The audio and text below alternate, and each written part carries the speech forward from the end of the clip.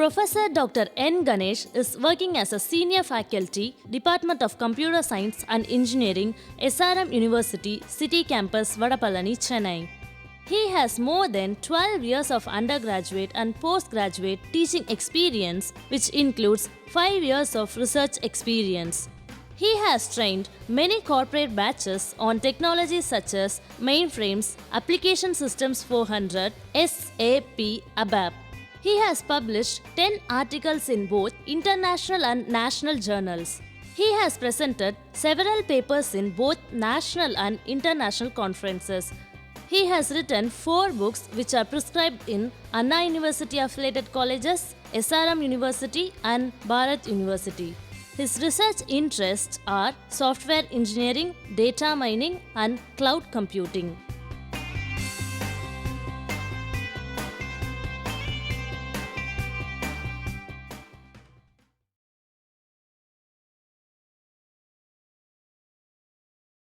Welcome to UGC lecture series in computer science.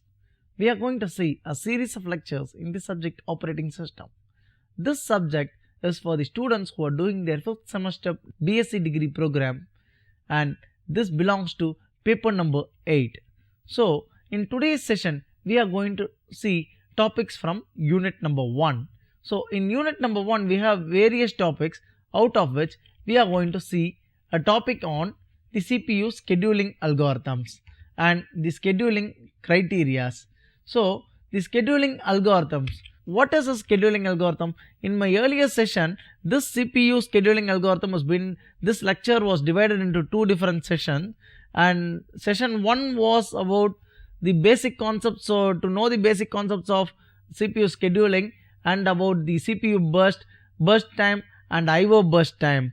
So apart from that, we saw certain topics on the scheduling criteria required for CPU scheduling, and then we saw certain algorithms even. So we have seen 2 different algorithms in our earlier session. One was first come first served algorithm, the other one was shortest job first algorithm. So the first come first served algorithm denotes whatever process comes first will be executed first, and whatever process comes at the last will have to wait in the queue until the first process gets completed its execution. So that was one algorithm which we saw, and then we have seen one other algorithm called the shortest job first algorithm. In the shortest job first algorithm is that it is based on the burst time, how much of time that is required for executing, the time taken for executing a particular process is called as the shortest job. Which process takes the shortest time to complete its execution is taken first, and then the average waiting time is calculated. So based on the CPU scheduling is done based on different algorithms, and this approach, any approach can be taken for any considerations. So the remaining algorithms are about the round robin algorithm and about the priority scheduling algorithm. So in today's lecture we have certain contents such as priority scheduling algorithm, round robin algorithm, and then we will be seeing about the queues as multi-level queues, thread scheduling, p-thread scheduling. P-thread is nothing but POSIX thread scheduling and window scheduling. Now what is a priority scheduling? What do you mean by a priority scheduling? What do you mean by priority? First of all, in literal terms, in layman terms, if a particular person, if there are certain 5 people in a group, or let us consider an example of a schooling. In your school, you people have been ranked. Based on the marks, students are being ranked. A person who gets first rank is different from a person who gets third rank. So he is being given the first priority. Or in other words, if you are going to take a different example, as if you are going to call the VIPs for a function, very important persons for a function, supposing if the chief minister of a particular state is going to attend the function, and the ministers of the state are also going to attend the function, and the visitors audience are going to attend the function, press media is going to attend the function, in this case to whom will you give the top priority? Definitely the chief minister of a particular state will be given will be assigned the topmost priority. Next comes the minister of the state. The different set of ministers will be given the second set of priority. Then the MLAs of that particular state will be given the third priority.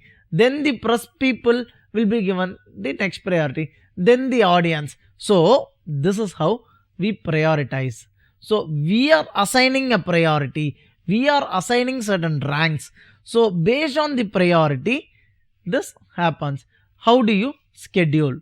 So that is what we are going to see in this priority scheduling algorithm. How to assign a priority and then how it executes is what we are going to see in this priority scheduling algorithm. A priority is a number which will be an integer number usually. It should be an integer number, and the shortest number will be having the maximum priority. Say for example, if I am going to assign a number called 3 and a number called 7. There are two processes, consider, and for process P1 I am assigning a number called 3, and for process P2 I am assigning a number called 7. So in these two processes, which has the maximum priority? Process 3 has the maximum priority when compared to process 7. Process 1 has the maximum priority when compared to process 2, because process 1 has been assigned a number 3, process 2 has been assigned a number 7. It is the shortest number has the maximum priority. So here in this, it is an integer number and this has a maximum priority. It is given as priority number is associated with each process. The CPU is allocated to the process with the highest priority.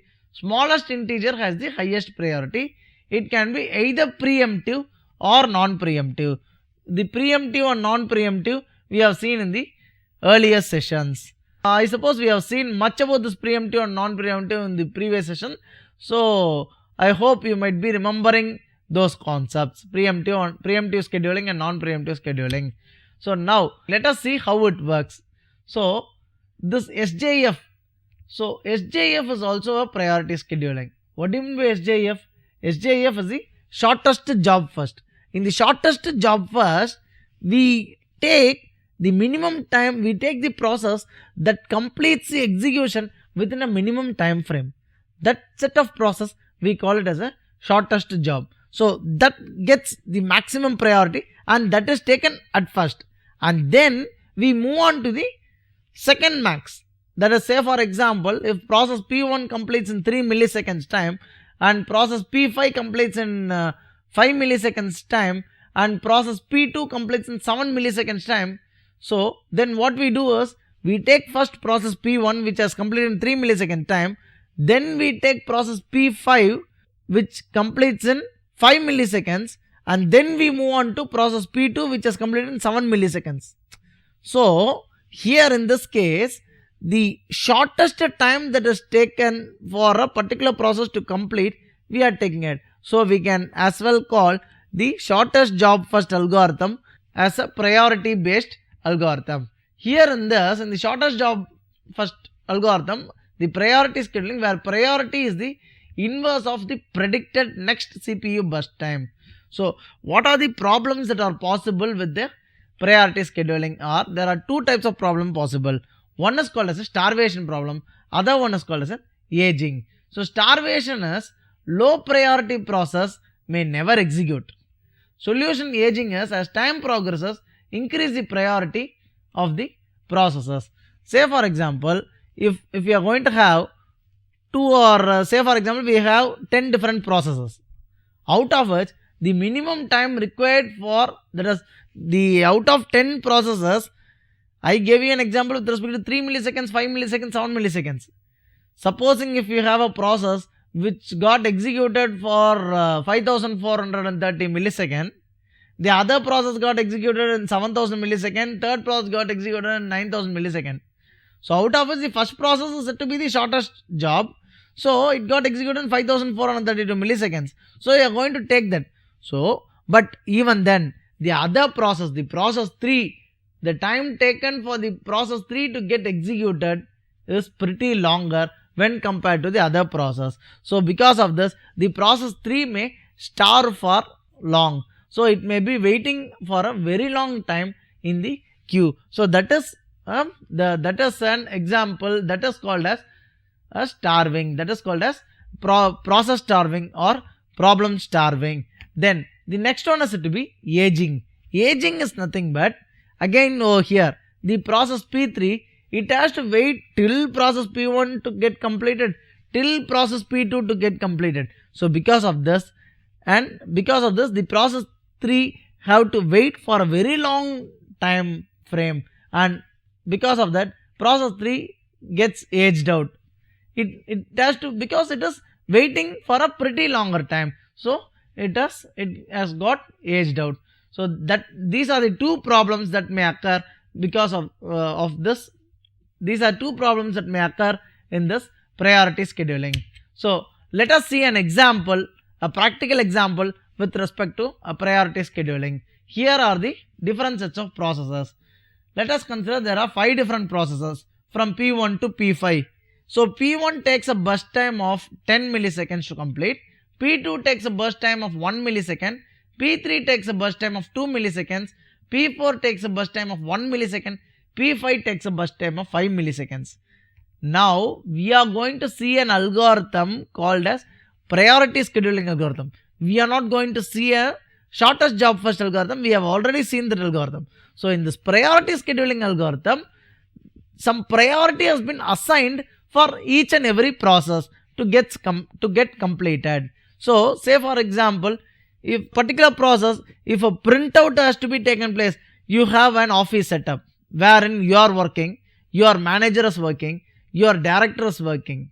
So you are giving a printing request. You have only one printer available in your office. So at that time, at a single instance of time, if 3 different people are going to give a printing request, it is one is you, other one is the manager, your manager, other one is the director.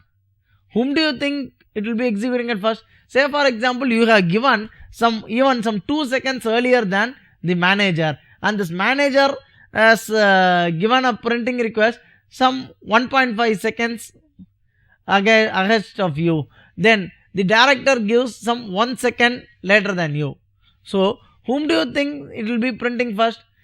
It will always print for the director, because for him it has been prioritized in such a way that he has been given the top priority, because it may be his own company, it may be a proprietorship firm. So he has been given the maximum priority. So for him it will be printing first, and then it will be printing for the manager. Then the poor guy, the last man is you, so it will be printing for you. So this is how it has been scheduled. So it is different from a shortest job first algorithm even. Now let us see an example how it has been prioritized. So P2 has been given, process P2 has been given priority number 1. Process P5 has been given priority number 2. Process P1 has been given priority number 3. Process P3 is given priority number 4. Process P4 is given priority number 5. So out of which, let us create a Gantt chart.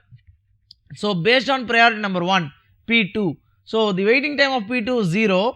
So it takes 1 burst time to complete. Then P5. Waiting time of P5 is 1 and it takes 5 burst time to get completed, 5 milliseconds. So 1 plus 5 becomes 6. Then priority number 3. Waiting time of P1 is 6 milliseconds. 6 plus 10 becomes 16. Then priority number 4. Waiting time of P3 becomes 16 milliseconds. 16 plus 2 milliseconds it takes to complete. So 16 plus 2 is 18. Then the last one is the P4 process. It takes 1 millisecond to complete. So waiting time of P4 is only 18 milliseconds. So it takes 1 millisecond to complete. But if you have been putting it the other way, P4 takes only 1 millisecond to complete, but it has to wait for 18 milliseconds in order to get executed. When you take up an average waiting time out of it, you can calculate it as the 6 is said to be the waiting time for process P1. 6 plus 0 plus 16 plus 18 plus 1 divided by 5. 5 because you have 5 different processes. So when you calculate, you get it as 8.2 milliseconds. So this is an example for a priority scheduling. With this we will have a short break and then we will resume after the break.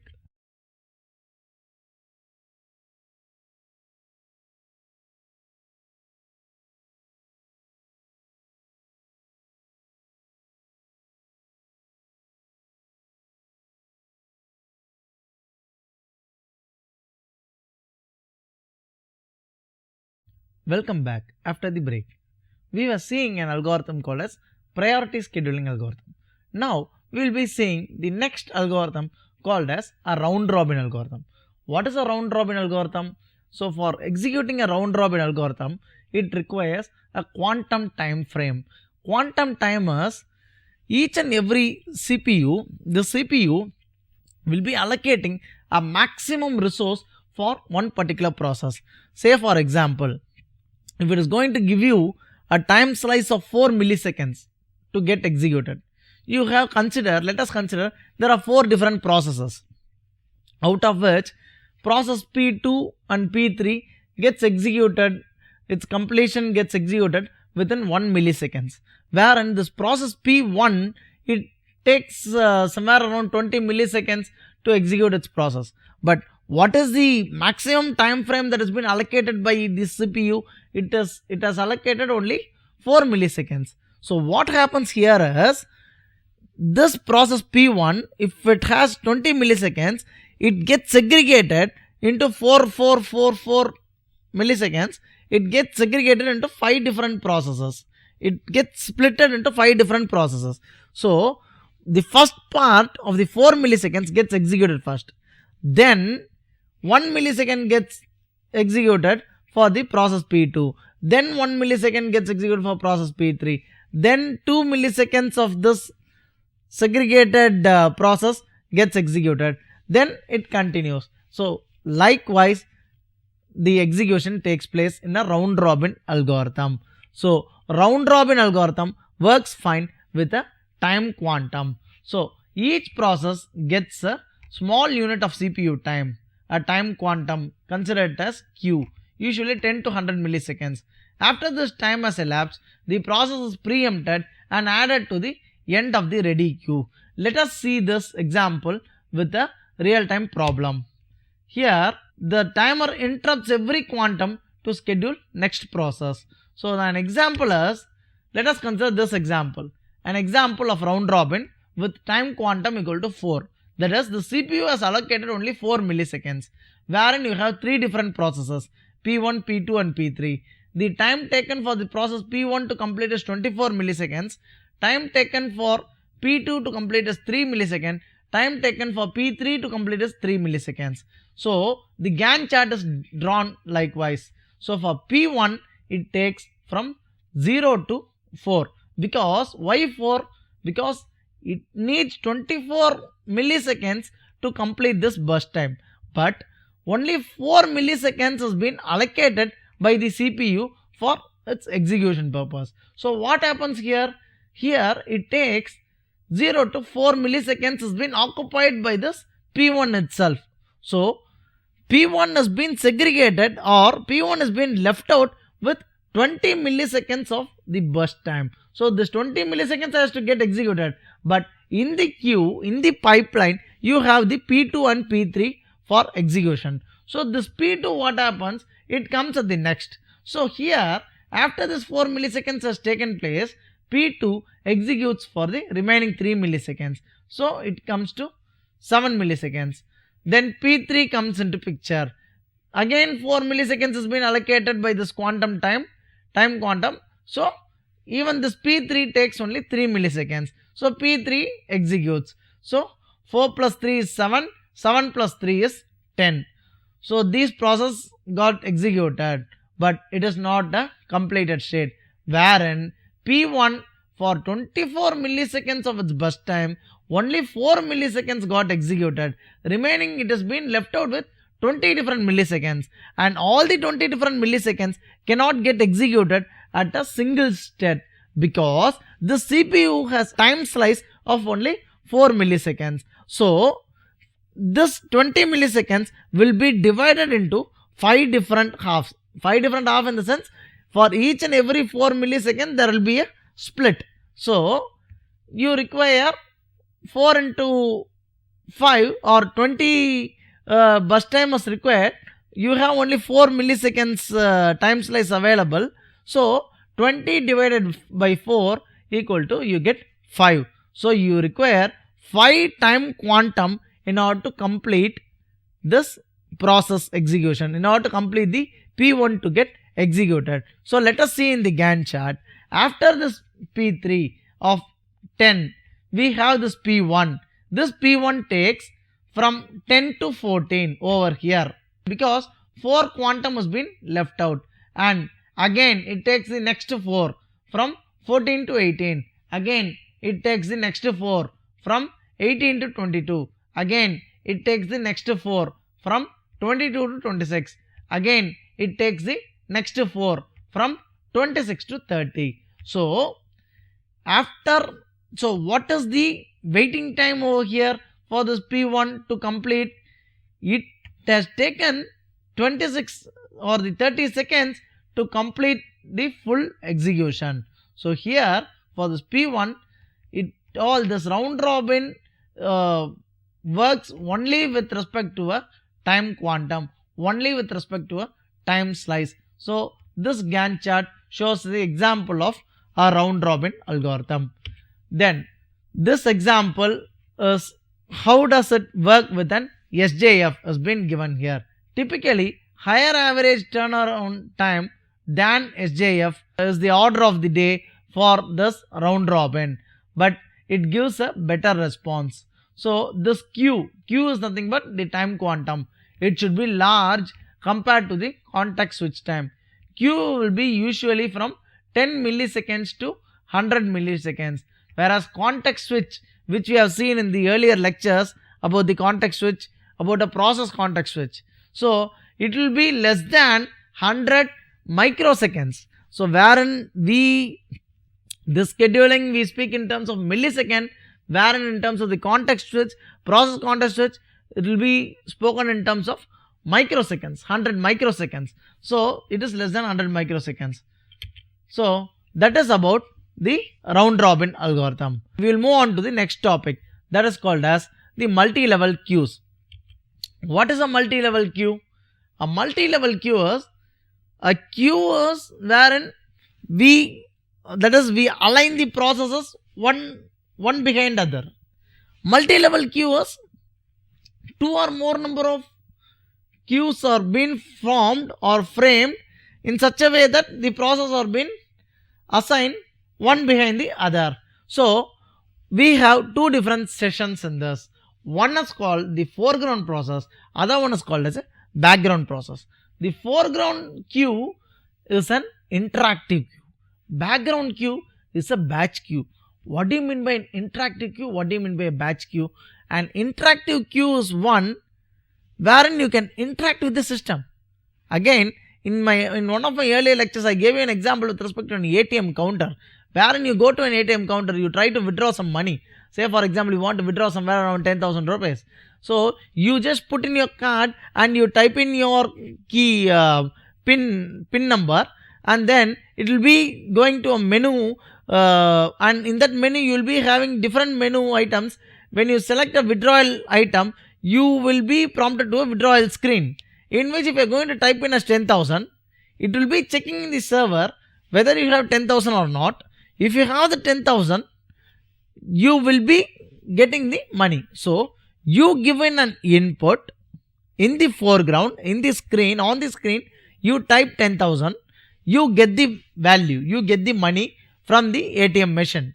Supposing if there is no funds available, it will say there are no funds available. Even that will be put in your foreground screen itself, in your front screen itself.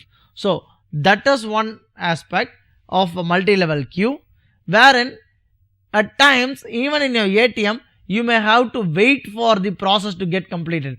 Say for example, someone has created a rumor stating that one particular bank has gone into a loss and they are going to close the accounts, and they are going to close the bank by midnight, by 11 o'clock, today by midnight 11 o'clock. So what happens immediately? Whomsoever has an account in that bank and whomsoever has deposited a very large amount of, say for example, somewhere around 5 to 10 lakhs amount, they will be very much eager to take the amount at the earliest. So at the same instance of time, two or more number of persons, if they're going to access the same server that is available in the bank, then we will be getting a delay. We will be put under a queue. So even in the foreground, if you type, I want to withdraw 10,000 rupees, till the money comes out, it may be, you may be having a presumption that you are going to use, you are the only person using the server. But there may be hundreds of users who will be, millions of users who will be using the server. So at the same instance of time, if they are going to click, then it will be getting into a delay. So that is called as a multi-level queue delay, which has been taking place in the foreground. Next is the background system. The background queue is nothing but a batch system. What is a batch? Again, in one of my earlier lectures, I gave you an example of a batch system. What is a batch system? Is you schedule an time frame for its execution. For example, if a result is going to be declared by midnight 12 o'clock, it does not mean that the controller of examination of that particular university sits in front of the system by midnight 12 o'clock, and if he is going to press the enter key. He will be leaving the office very early by morning 11 o'clock itself. He will be scheduling a particular time, that only in this particular time, this particular result has to get executed. That is called as batch execution.